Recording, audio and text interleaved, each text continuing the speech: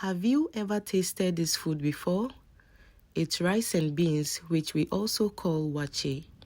For me not to waste much fuel when cooking the beans, I usually soak the beans with hot water overnight. So the next day, it took me about 40 minutes and my beans was well cooked. So this leaves here is the real magic.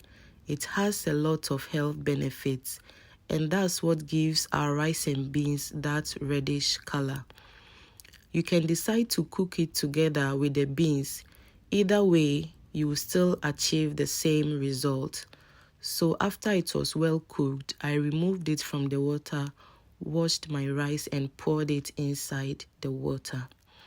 I added a little salt to taste. So my beans was already cooked, so I poured my beans into the rice and stirred it for some few minutes. Then I covered it to cook. I had some chicken as well, so I spiced my chicken very well, put it in the air fryer and it cooked. So now we are about to start our main sauce that we are coming to use to eat our food. So here is my pan. I poured some oil and chopped my onion and poured it inside. After that, I poured 2 chopped tomatoes inside the pan and I stirred it very, very gently. I have a homemade spice which I use ginger, garlic, onion and scotch bonnet pepper. So here is it.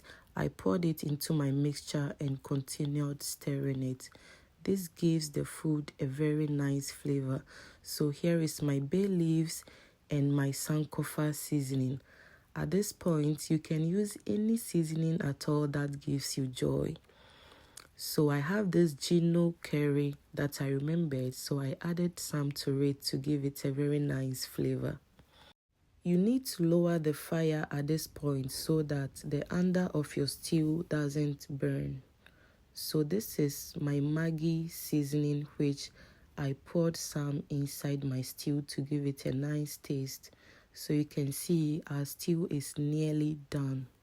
I have this dried fish, so I decided to pour some inside to give it that nice flavor and extra nutrients. So I went back to check on my rice and beans and it's on the way, cooking very well. So I returned back to watch my stew and the stew too is cooking. So I decided to add some scotch bonnet pepper to give it a very nice flavor. Checked the meat in the air fryer and I realized that it's also done. So here is my meat. I poured it into my stew and stirred it very gently. So our stew is done. If you want to add any veggies to make your stew very colorful, you can decide to add it at this point. So I decided to put in some carrots, which I did. So our food is ready now. Let me go and check the rice and beans and see how it's doing. So here is it. You can see it.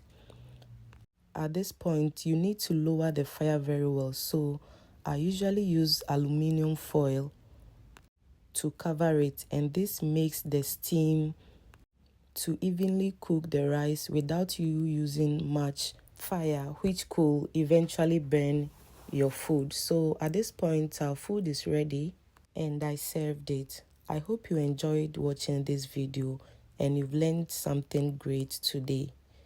Thank you so much and see you in my next video. Bye bye. In a world full of flavors, just got